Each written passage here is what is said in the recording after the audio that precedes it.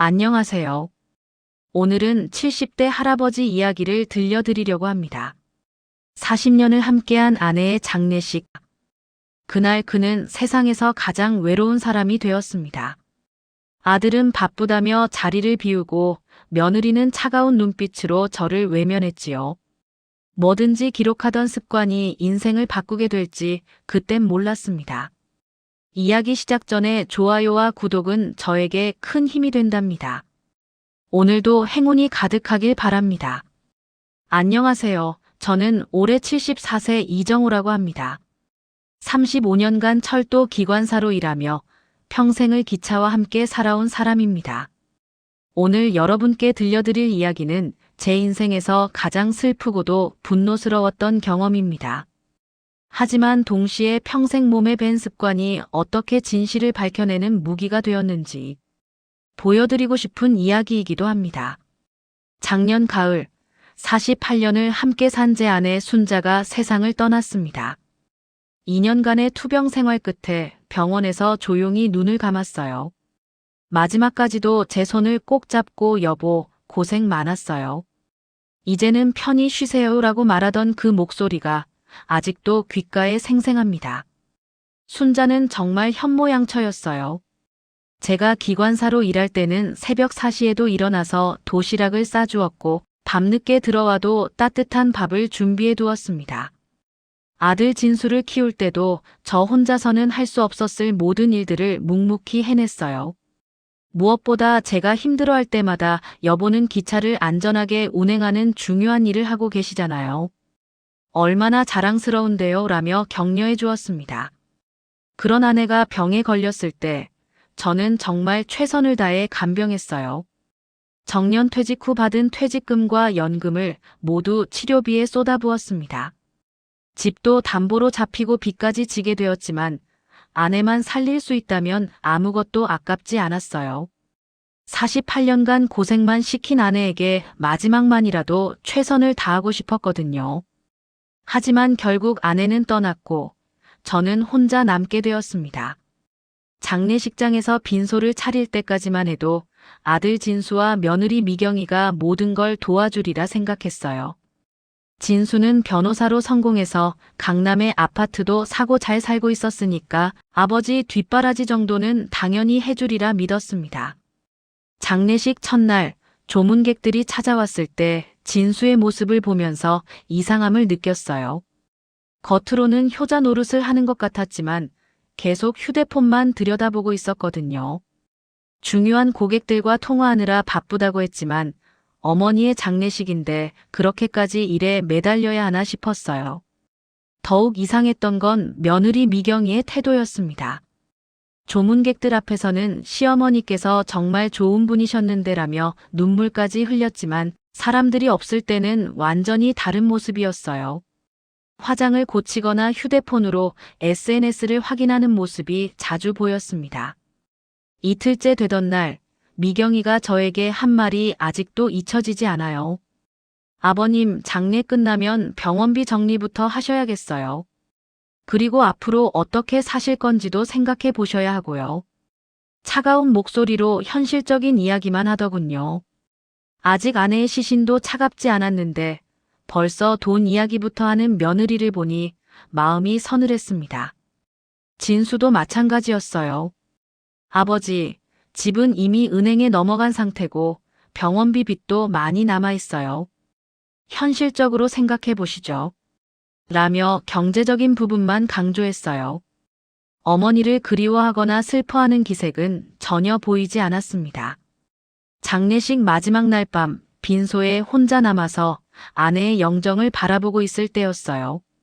48년을 함께 산 사람이 이렇게 떠나고 나니 정말 허전하고 쓸쓸했습니다. 아내와 함께했던 추억들이 주마등처럼 스쳐 지나갔어요. 신혼 때 좁은 단칸방에서도 행복해했던 모습, 진수를 낳고 기뻐했던 모습, 제가 야간 근무로 힘들어할 때 등을 주물러주던 따뜻한 손길까지. 그런데 문득 조문객들이 갔던 조의금 봉투들이 눈에 들어왔어요.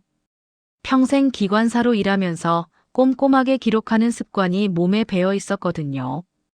열차 운행일지를 쓸 때처럼 자연스럽게 조의금 내역을 정리해보고 있었는데 뭔가 이상했어요. 분명히 받았어야 할 조의금들이 보이지 않았거든요. 아내 친구분들이 주신 조의금, 제 옛 동료들이 준 조의금들이 상당수 사라져 있었어요. 제가 직접 받은 건 아니고 진수와 미경이가 받았던 것들이었는데 장부에 기록되지 않은 것들이 너무 많았습니다. 순간 섬뜩한 생각이 들었어요. 설마 얘들이 어머니 장례식에서까지 이런 일을? 그때 진수가 들어와서 아버지, 내일 발이 나고 나면 현실적인 얘기 좀 해야겠어요 라고 말했어요. 그 말투에서 뭔가 불길한 예감이 들었습니다. 48년간 저와 함께 고생한 아내의 장례식조차 그들에게는 그저 처리해야 할 일 중 하나에 불과한 것 같았거든요. 마지막 밤, 저는 아내의 영정 앞에서 다짐했습니다. 평생 기관사로 일하며 매일 운행일지를 꼼꼼히 기록했던 그 습관으로 이제는 제 주변에서 일어나는 모든 일들을 정확히 기록하겠다고 말이에요. 언젠가는 진실이 모두 드러날 테니까 그때까지 모든 것을 놓치지 않고 기록해두겠다고 다짐했습니다. 순자야, 당신이 떠나고 나니까 이 집안 사람들 본색이 드러나는구나. 하지만 걱정 마. 내가 당신 대신 모든 걸 지켜볼 테니까. 발인 당일 화장장으로 가는 길에서도 진수와 미경이는 계속 서로 눈짓을 주고받았어요. 뭔가 중요한 이야기를 나누고 있는 것 같았지만 저는 들을 수 없었습니다. 하지만 그 모든 것들도 제 눈에는 놓치지 않고 기록되고 있었어요. 아내를 떠나보내는 그 순간까지도 저는 혼자였습니다. 진수와 미경이는 형식적으로만 참여했을 뿐, 진정으로 어머니를 그리워하는 마음은 전혀 보이지 않았어요. 오히려 빨리 끝내고 싶어하는 기색만 역력했습니다. 장례를 마치고 집으로 돌아가는 길, 저는 이제 정말 혼자가 되었다는 것을 실감했어요. 48년을 함께 한 동반자도 잃고 믿었던 아들과 며느리마저 변해버린 상황에서 74세 노인이 홀로 살아가야 한다는 현실이 너무나 막막했습니다. 하지만 동시에 한 가지 확신도 들었어요. 이 모든 상황들이 우연이 아니라는 것, 그리고 진실은 언젠가 반드시 밝혀질 거라는 것 말입니다. 35년간 기관사로 일하며 단 한 번도 사고 없이 정확하게 운행했던 그 꼼꼼함으로 이제는 제 인생의 마지막 여정을 기록해 나가기 시작했습니다. 아내 장례를 마치고 3일 후 제가 예상했던 일이 현실이 되었습니다. 아침 일찍 은행 직원이 찾아와서 진명도 통지서를 전달했어요. 아내 병원비로 집을 담보로 대출을 받았는데 이제 그 대출금을 갚을 능력이 없으니 집을 넘겨달라는 내용이었습니다. 사실 이미 예상하고 있던 일이었어요. 2년간의 투병 과정에서 모든 재산을 쏟아부었고 마지막에는 집까지 담보로 잡혔거든요. 하지만 막상 현실이 되니 정말 막막했습니다. 48년을 살았던 집, 아내와 함께 만들어온 모든 추억이 담긴 공간을 떠나야 한다는 게 믿어지지 않았어요. 더욱 충격적인 것은 진수의 반응이었습니다. 제가 전화로 상황을 알렸을 때, 아, 그렇게 됐군요. 그럼 짐 정리하고 나오세요라며 담담하게 대답하더군요.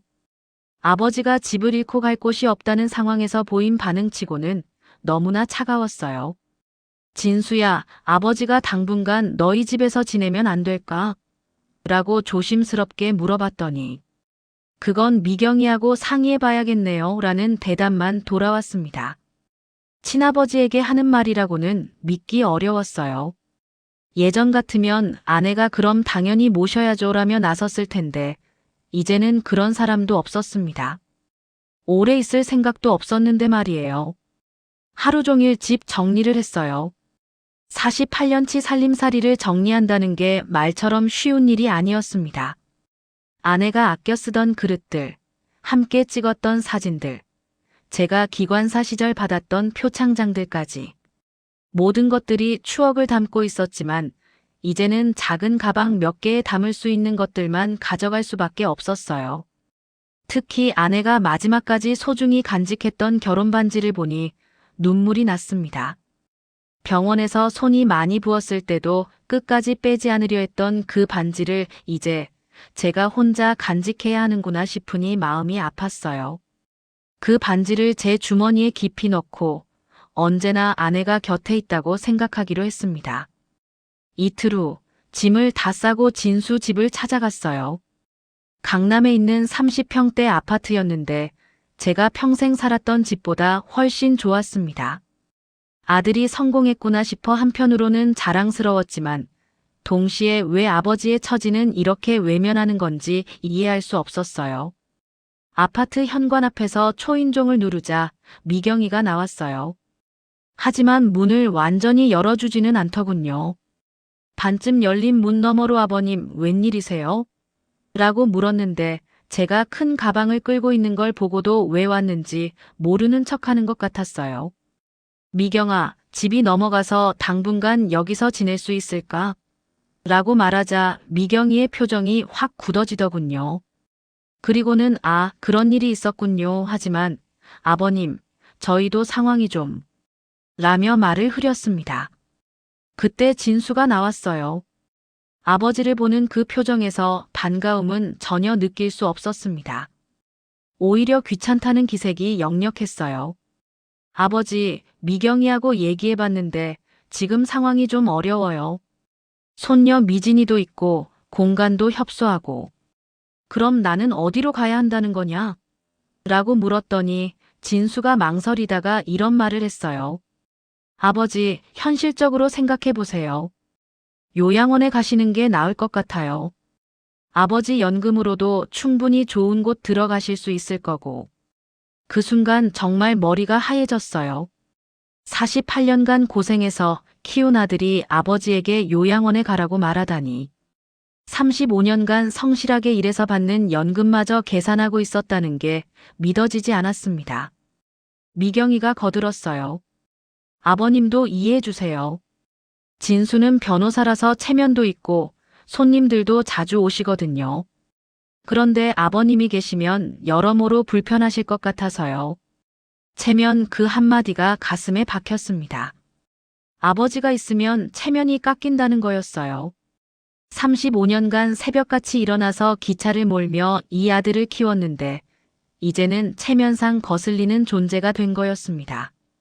그럼 잠깐만이라도 라고 말하려던 제 말을 진수가 끊었어요.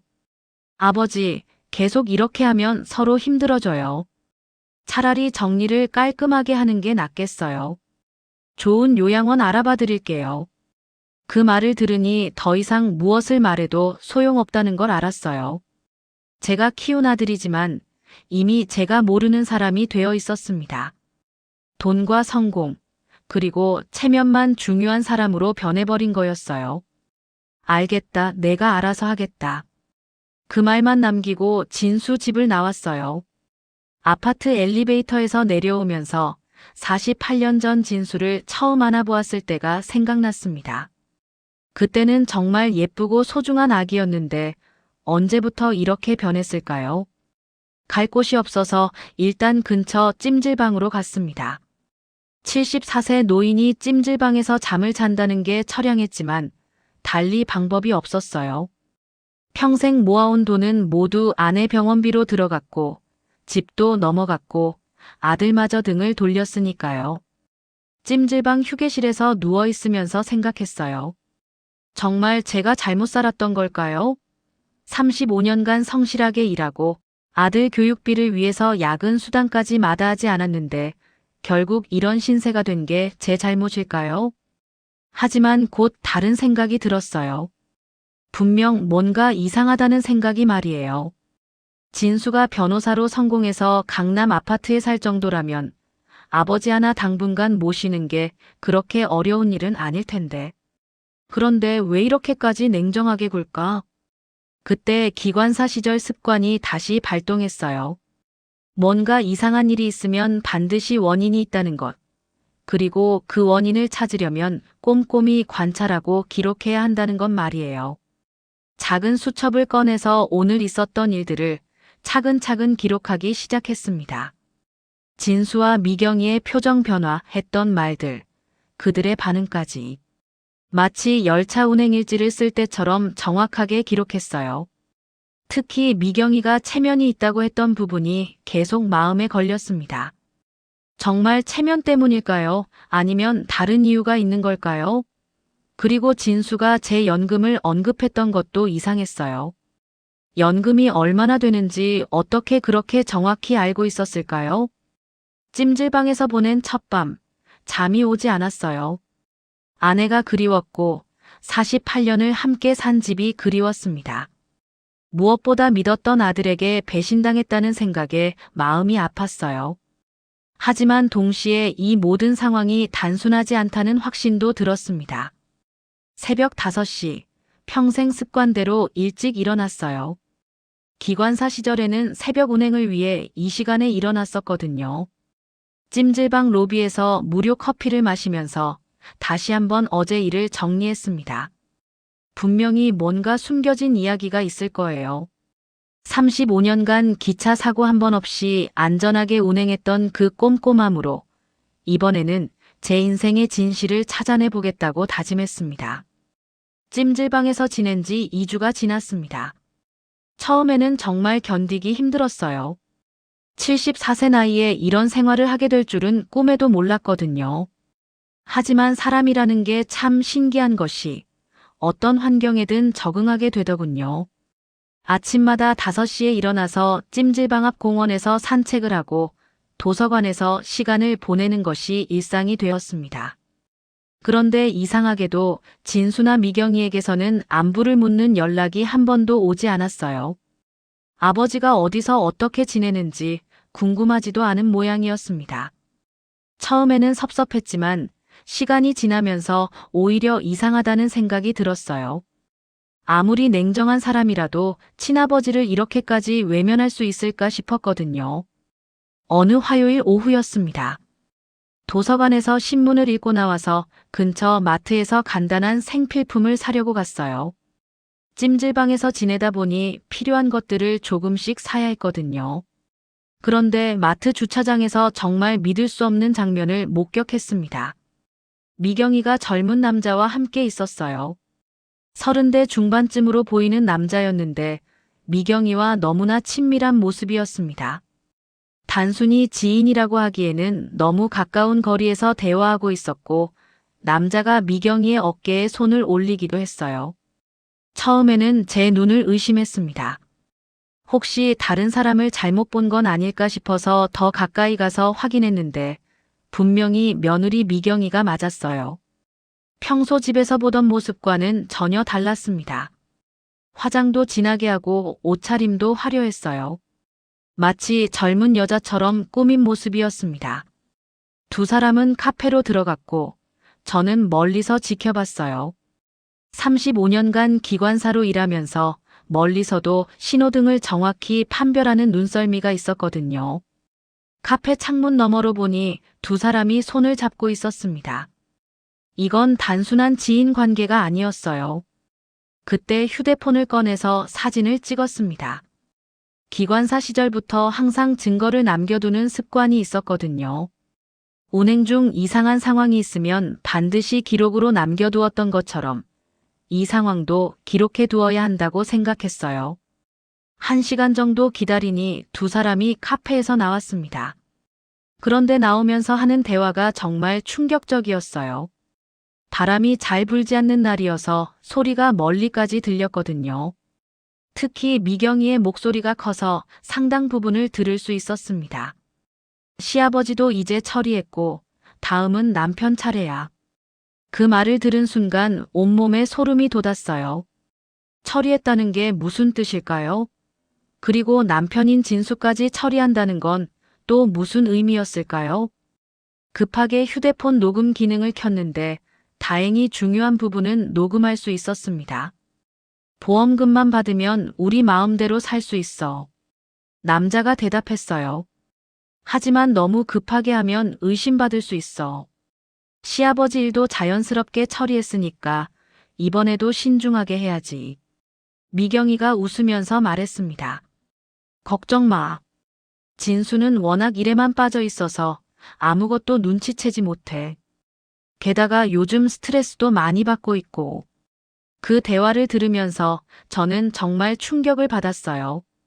며느리가 남편인 제 아들까지 해치려는 계획을 세우고 있다니. 그리고 저를 집에서 쫓아낸 것도 이 계획의 일부였다는 걸 깨달았습니다. 두 사람이 헤어진 후 저는 바로 찜질방으로 돌아가서 오늘 있었던 일을 자세히 기록했어요. 시간, 장소, 들었던 대화 내용, 찍었던 사진과 녹음 파일까지 모든 것을 정리했습니다. 마치 열차 운행일지를 쓸 때처럼 꼼꼼하게 기록했어요. 그런데 기록하면서 든 생각이 이 모든 상황이 우연이 아니라는 것이었습니다. 아내가 죽고 바로 집을 빼앗기게 된 것, 진수와 미경이가 저를 그렇게 냉정하게 대한 것, 모든 것이 계획된 일이었을 가능성이 높았어요.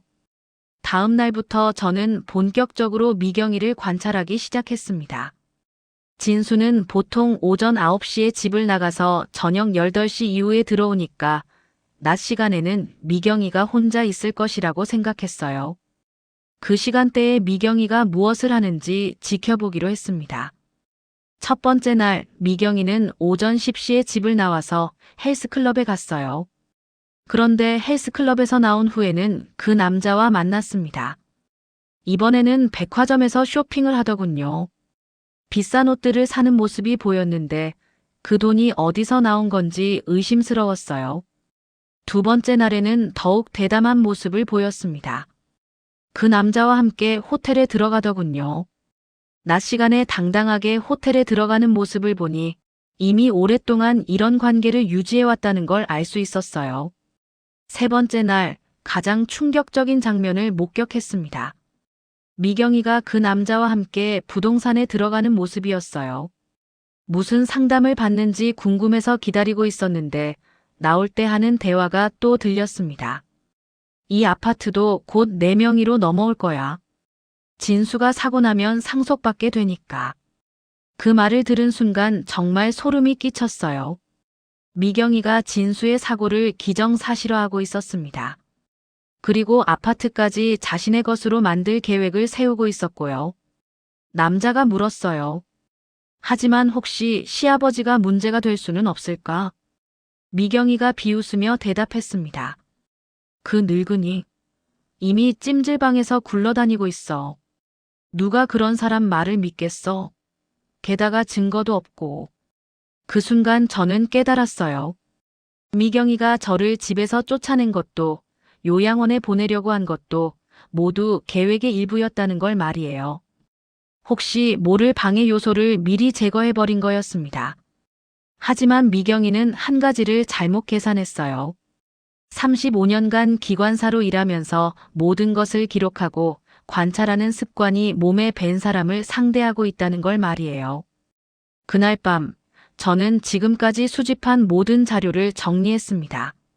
사진, 녹음 파일, 목격한 내용들을 시간 순으로 정리해서 파일로 만들었어요. 아직은 완전하지 않았지만 이미 미경이의 불륜과 음모에 대한 상당한 증거가 쌓여 있었습니다. 무엇보다 중요한 것은 진수가 위험에 처해 있다는 사실이었어요. 아무리 저를 버렸다고 해도 제가 35년간 키운 아들이었거든요. 그 아들이 아내의 음모로 인해 위험에 처해 있다면 아버지로서 가만히 있을 수는 없었습니다. 하지만 성급하게 행동해서는 안 된다는 것도 알고 있었어요. 미경이의 말대로 지금의 저는 아무도 믿어주지 않을 상황이었거든요. 더 확실한 증거가 필요했고 더 치밀한 계획이 필요했습니다. 35년간 단 한 번도 사고 없이 기차를 운행했던 그 신중함으로 이번에는 진실을 밝혀내는 일에 모든 것을 걸어보기로 했습니다. 며느리 미경이의 불륜 증거를 수집한 지 일주일이 지났을 때 예상하지 못한 소식을 들었습니다. 찜질방에서 만난 옛 동료 박 기사님을 통해서였어요. 박 기사님은 저보다 3년 늦게 퇴직하셔서 아직 철도청 소식을 많이 알고 계셨거든요.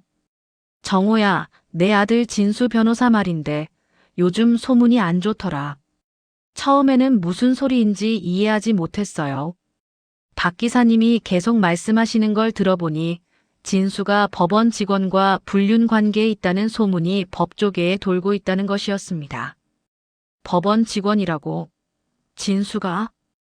응, 가정법원에서 일하는 30대 여직원이라고 하더라고. 이미 몇 달 전부터 공공연한 비밀이었다던데 최근에 더 심해져서 다들 수군거리고 있어.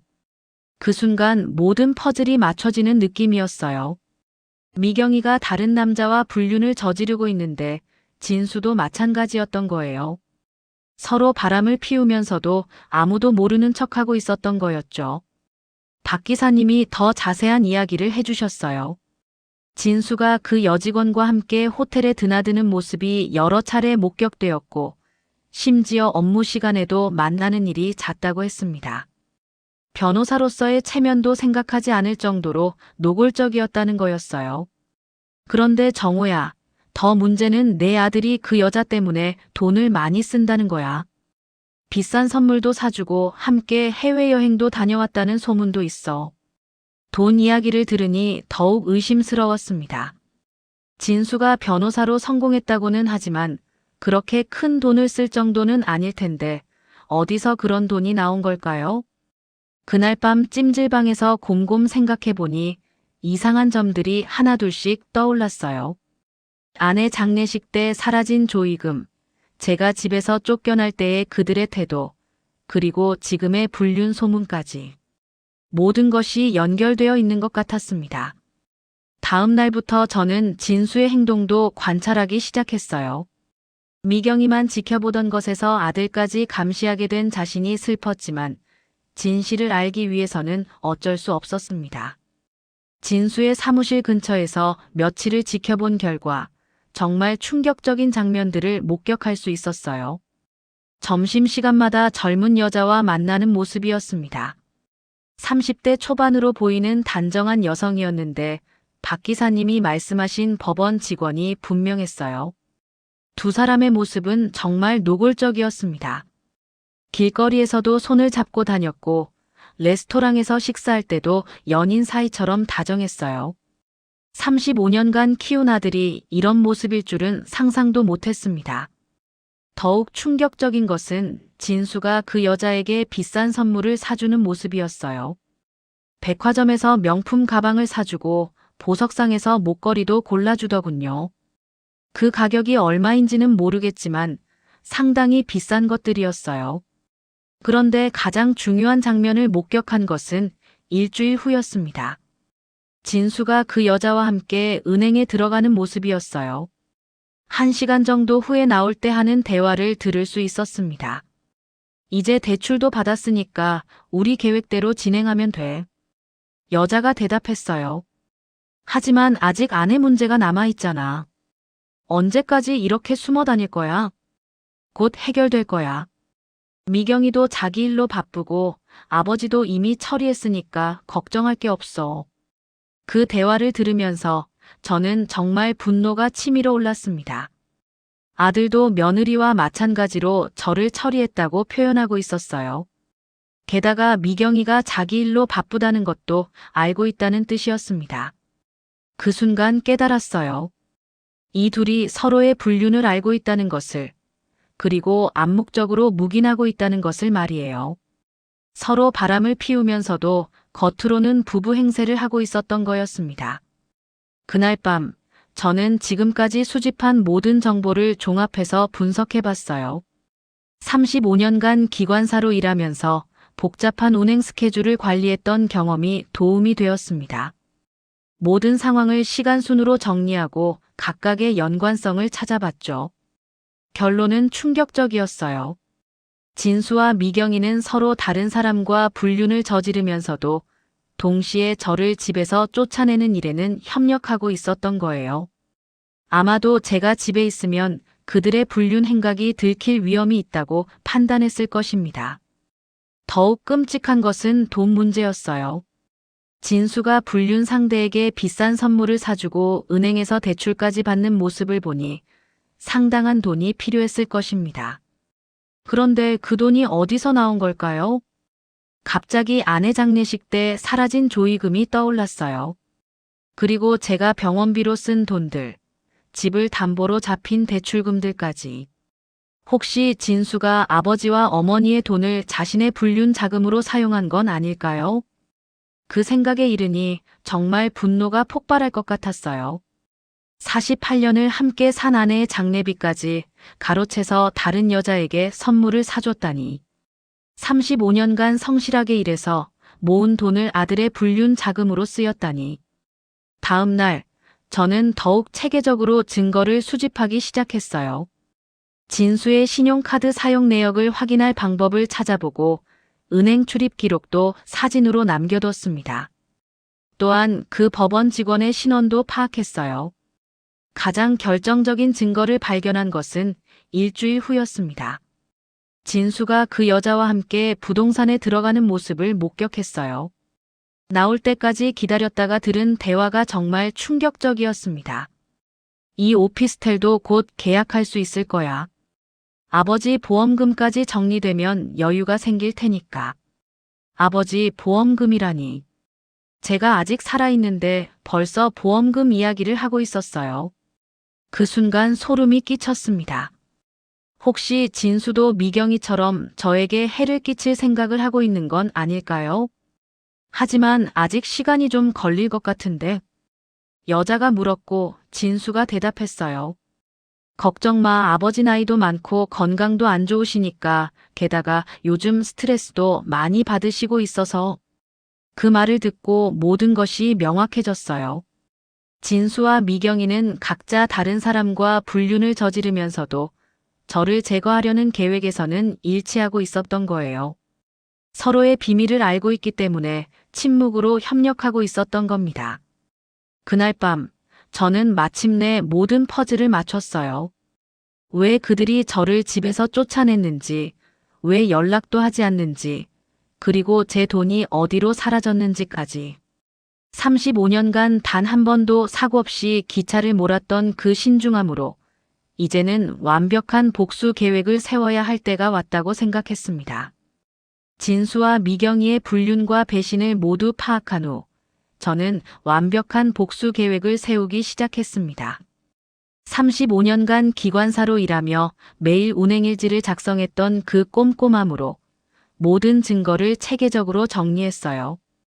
사진, 녹음 파일, 목격 일지, 카드 사용 내역까지 하나도 빠뜨리지 않고 USB에 저장했습니다.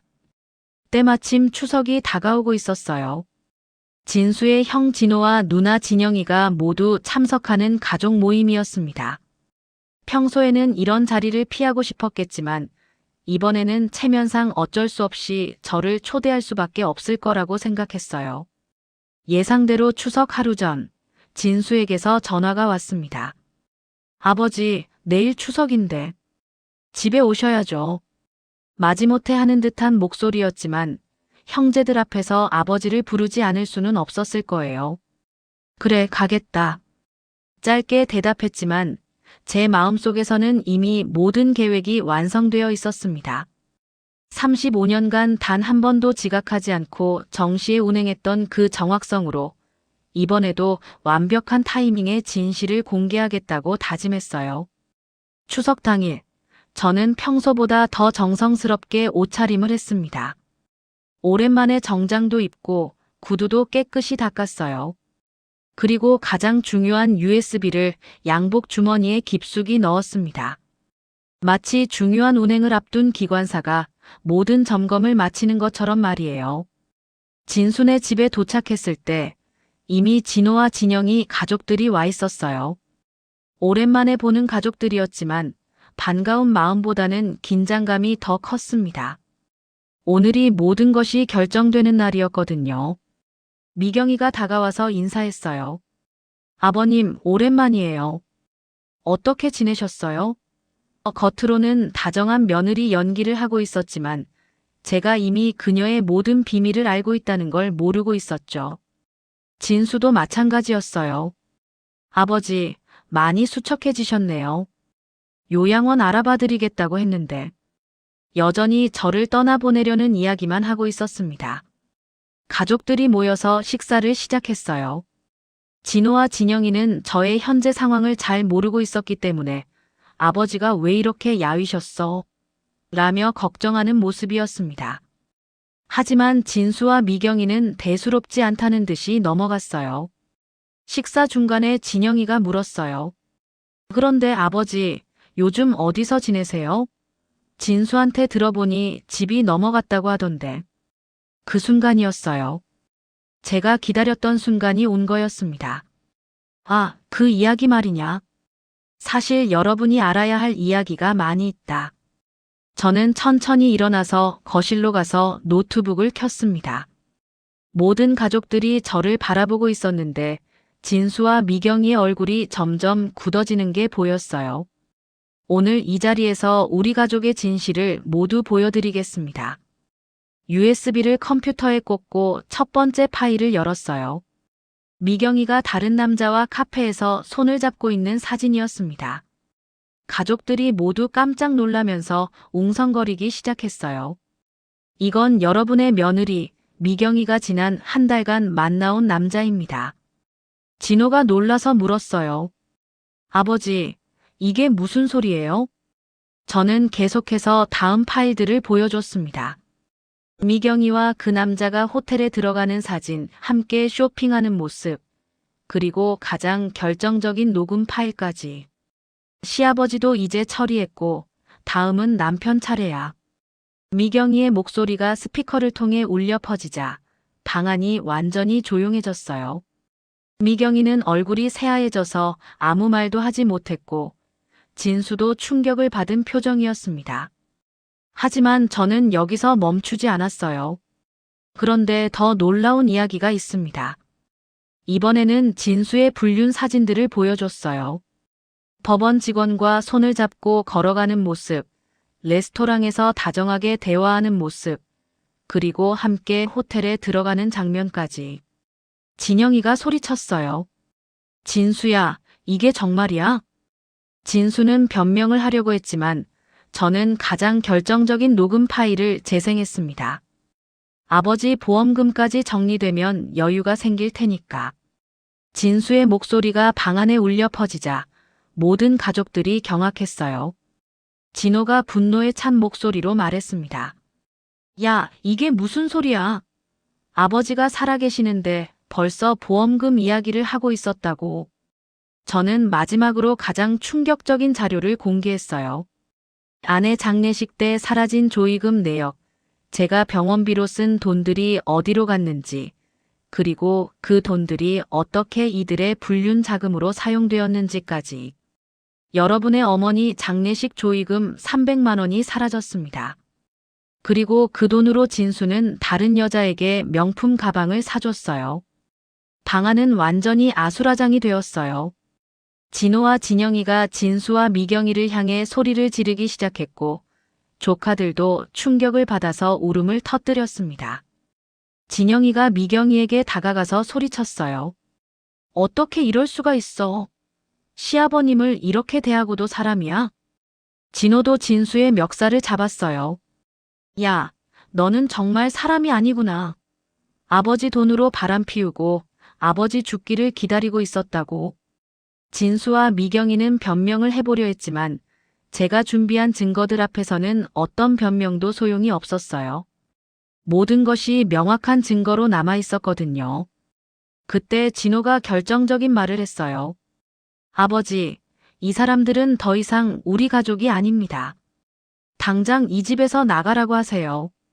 진영이도 동조했어요. 맞아요. 이런 사람들과 같은 공기를 마시고 있을 수가 없어요. 저는 35년간 기관사로 일하며 마지막 운행을 마칠 때의 그 느낌으로 말했습니다. 진수야, 미경아. 여러분이 저에게 한 일들을 이제 모든 가족이 알게 되었습니다. 48년을 함께한 여러분의 어머니와 35년간 성실히 일한 아버지를 이렇게 대한 대가를 치르게 될 거예요. 결국 진수와 미경이는 가족들의 질타를 견디지 못하고 집을 나갔어요. 진호와 진영이는 저를 붙잡고 사과했습니다. 아버지, 저희가 몰라서 죄송해요. 이제부터는 저희가 모시겠습니다. 하지만 저는 고개를 저었어요. 고맙다. 하지만 나는 이제 혼자 살아갈 수 있다. 다만 진실을 밝혀낸 것만으로도 충분하다. 그날 밤 오랜만에 마음이 평온했습니다. 35년간 꼼꼼히 기록하고 관찰했던 습관이 마침내 진실을 밝혀냈거든요. 추석날 진실을 폭로한 지 한 달이 지났습니다. 그동안 진수와 미경이에게 일어난 변화는 정말 극적이었어요. 35년간 기차 사고 없이 정확한 운행을 해왔던 것처럼 제가 준비한 복수 계획도 정확하게 실행되었습니다. 먼저 진수부터 말씀드리면 법조계에서 완전히 매장되었어요. 제가 수집한 증거들이 변호사협회에까지 전달되면서 징계위원회가 열렸고 결국 1년간 업무정지 처분을 받았습니다. 법원 직원과의 불륜이 공개되면서 법조인으로서의 신뢰도 완전히 잃었고요. 더욱 심각한 것은 고객들이 모두 등을 돌렸다는 점이었어요. 변호사에게 가장 중요한 것은 신뢰인데 그 신뢰가 완전히 무너진 거였습니다. 법무법인에서도 계약 해지 통보를 받았고 새로운 일을 찾기도 어려워진 상황이었어요. 미경이의 상황은 더욱 비참했습니다. 아파트 단지 내 학부모 모임에서 완전히 쫓겨났어요. 불륜 사실이 알려지면서 다른 학부모들이 아예 상대를 하지 않게 된 거죠. 손녀 미진이까지 학교에서 놀림을 받게 되었다고 들었습니다. 안타깝지만 어쩔 수 없었습니다. 가장 결정적인 타격은 경제적인 부분이었어요. 진수가 불륜 상대에게 사준 명품들과 호텔비, 대출금까지 합치면 상당한 빚이 쌓여 있었거든요. 거기에 업무정지로 수입이 끊기면서 아파트 대출금도 감당하기 어려워졌습니다. 결국 두 사람은 아파트를 팔아야 하는 상황에 이르렀어요. 그런데 이혼 소송까지 진행하면서 재산 분할로 더욱 복잡해졌습니다. 서로 상대방의 잘못을 들추어내면서 법정 다툼이 격화된 거죠. 진호에게서 들은 이야기로는 진수가 요즘 원룸에서 혼자 살고 있다고 해요. 변호사 사무실도 잃고 아파트도 잃고 가족도 잃은 상황이 된 거죠. 미경이도 마찬가지로 친정으로 들어가서 지내고 있다고 합니다. 하지만 이상한 것은 이 모든 상황을 지켜보면서도 제 마음에는 분노보다는 허전함이 더 컸다는 점이에요. 복수는 달성했지만 그렇다고 해서 아내가 돌아오는 것도 아니고 잃어버린 48년의 추억이 되살아나는 것도 아니었거든요. 복수 후 한 달 동안 저는 계속 찜질방에서 지냈어요. 진호와 진영이가 함께 살자고 제안했지만 정중히 거절했습니다. 이제는 누구에게 의존하지 않고 혼자 살고 싶었거든요. 그러던 어느 날 찜질방에서 만난 박 기사님이 좋은 소식을 전해주셨어요. 철도청 근처에 퇴직 기관사들을 위한 임대주택이 있는데 저렴한 가격에 입주할 수 있다는 거였어요. 정부에서 철도 종사자들을 위해 만든 복지시설이었습니다. 정호야, 거기 가면 우리 같은 옛날 기관사들이 많이 살고 있어. 혼자 지내기에도 좋고 주변에 도서관이나 공원도 있어서 나쁘지 않을 거야. 그 제안을 받아들여서 작은 원룸으로 이사했어요. 넓지는 않았지만 깨끗하고 조용한 곳이었습니다. 무엇보다 같은 처지의 사람들이 많아서 외롭지 않았어요. 새로운 생활을 시작하면서 저는 일상을 완전히 바꿨습니다. 아침 5시에 일어나는 것은 여전했지만 이제는 복수 계획을 세우는 대신 작은 행복들을 찾기 시작했어요. 매일 아침 근처 공원에서 산책을 하고 오전에는 도서관에서 신문을 읽었습니다. 점심 후에는 같은 임대주택에 사는 옛 동료들과 바둑을 두거나 장기를 두며 시간을 보냈어요. 35년간 바쁘게 살다가 처음으로 여유로운 시간을 갖게 된 거였습니다.